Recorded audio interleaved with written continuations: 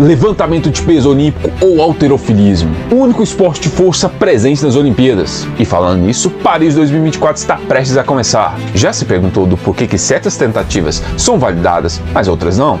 Através desse vídeo aqui, tu vai saber tudo sobre o halterofilismo e também saber o que pode e o que não pode ser feito dentro de uma competição. Que tal começarmos com origem e desenvolvimento histórico? O halterofilismo, ou levantamento de peso olímpico, como também é conhecido, tem a sua origem mais moderna no strongman circense. Lembra daquelas imagens de apresentações de circo com os homens mais fortes do mundo levantando um halter acima da cabeça? Então, o levantamento de peso, antes do surgimento da barra, era feito com halter. Até que alguém teve uma inspiração divina e resolveu adicionar uma haste mais comprida ao halter, o que permitiu com que mais peso fosse levantado, pois ambas mãos poderiam ser usadas no levantamento do peso, e obviamente isso ganhou muita popularidade, porque todo mundo gosta de ver alguém levantando pesos pesados, inclusive aquelas pessoas que dizem: ai, qual a vantagem disso? Ah, quando for mais velho vai acontecer isso ou aquilo. Fala isso quem está esparramado em seu sofá e a coisa mais pesada que levanta é o smartphone. Mas mesmo uma pessoa com uma existência tão medíocre assim, no fundo gosta de ver alguém levantando pesos monstruosos.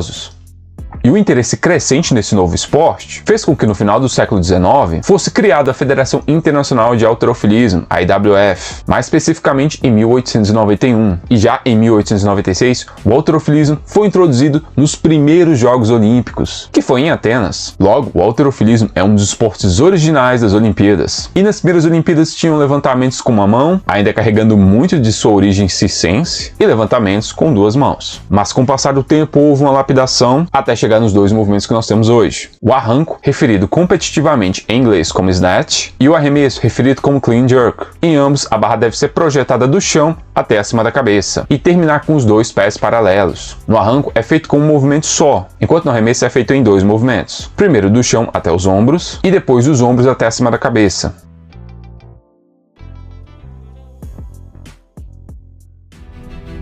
E qual o maior peso levantado no arranco e no arremesso? Tanto no arranco quanto no arremesso, o maior peso absoluto levantado entre todas as categorias de peso pertence ao georgiano Lash Talahadze, que levantou 225 kg no arranco e 267 kg no arremesso, sendo, obviamente, ambos recordes mundiais na categoria acima de 109 kg. Vamos conferir?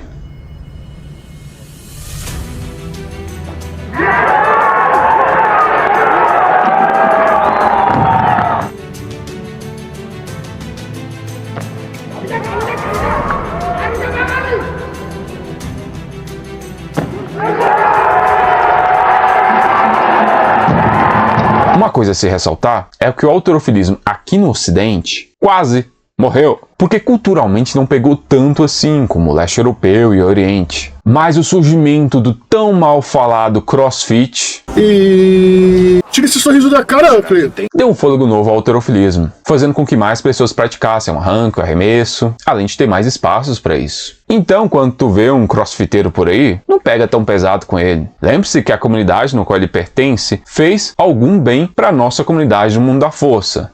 E também estão fazendo um bem danado para fisioterapeutas, né?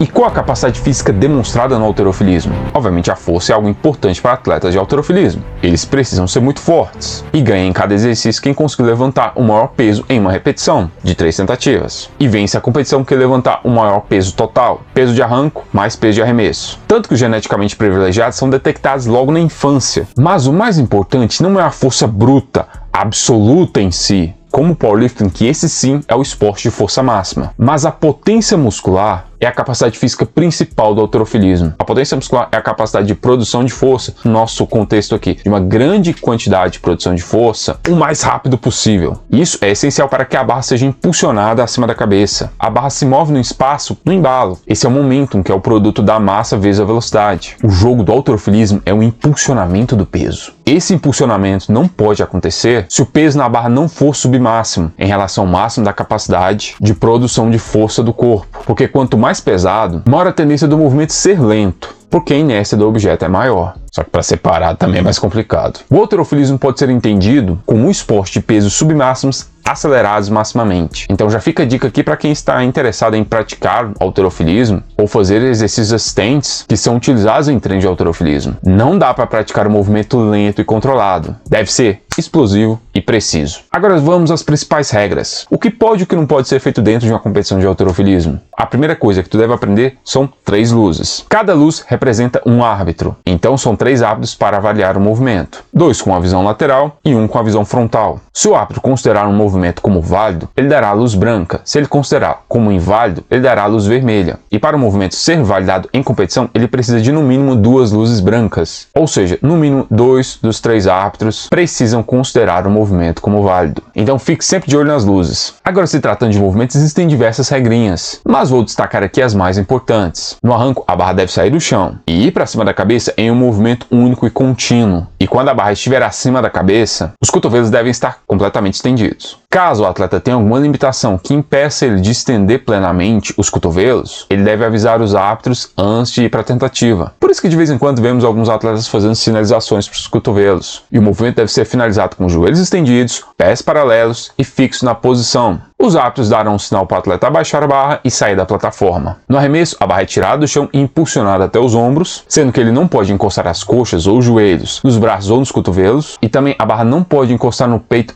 antes da hack position, com os cotovelos flexionados. E durante essa hack position é permitido com que o atleta altere o posicionamento das mãos. Após a primeira parte do movimento, que é o clean, a barra é impulsionada até acima da cabeça. Essa parte é chamada de jerk. O atleta deve fazer com que os cotovelos fiquem completamente estendidos. E se caso ele fizer a técnica split jerk, que é fazer com que um pé fique à frente e o outro atrás, em tesoura, ele deve recuperar os pés e deixá-los paralelos. E se fixar na posição com os joelhos estendidos, assim como é no arranco, para que os árbitros deem um sinal e o atleta possa baixar a barra e sair da plataforma. Em ambos os movimentos, uma coisa que vai anular a tentativa é tocar na plataforma com alguma parte do corpo, exceto a sola dos pés. Então, caso o atleta der uma bundada no chão e os árbitros perceberem, luzes vermelhas na certa. Obviamente, se o atleta não conseguir levantar a barra, não fazer o movimento, vai ser invalidado. Se após a sinalização dos árbitros para abaixar a barra, o atleta soltar ela para trás ou der um jeito de soltar lateralmente, vai ser invalidado o movimento. O atleta só pode abaixar a barra frontalmente. E tem outro detalhe, ele só pode soltar as mãos da barra depois que ela atingir a linha dos ombros. Então, se por exemplo ele soltar aqui, já era. Mesmo que seja um recorde mundial, vai para o espaço da tentativa.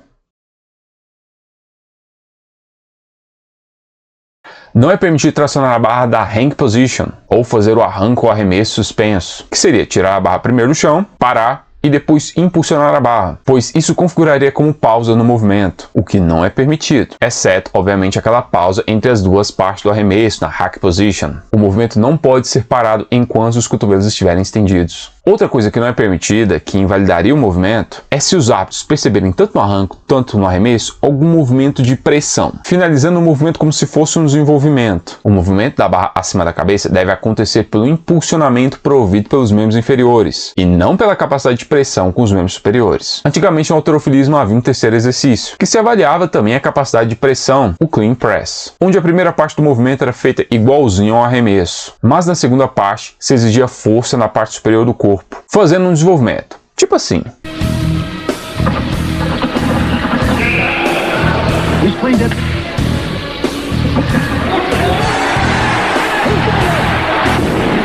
Tanto no arranco quanto no arremesso, no momento de recuperação da barra, não pode haver movimento de flexão e extensão do cotovelo, mesmo que seja algo mínimo e extremamente rápido. Se isso acontecer, o movimento vai ser invalidado. E claro, na posição final de ambos os movimentos, se o atleta falhar em assumir a posição de cotovelos e joelhos estendidos e pés paralelos, o movimento vai ser invalidado também. Existem muitas outras regras, mas essas aqui são as mais importantes para quem quer acompanhar uma competição de halterofilismo. Sem dúvidas, é um esporte maravilhoso, com mais de um século de existência, que obviamente tem seus problemas, especialmente na área de doping, mas não tira o mérito que por muito tempo, inúmeras pessoas ao redor do mundo se interessaram em levantar pesos pesados após assistirem alguma competição de halterofilismo nas Olimpíadas. E o treino de halterofilismo tem características específicas, e tu deve estar ávido por um conteúdo tratando sobre isso, né? E olha só o que tem bem aqui pra ti, esse canal não decepciona.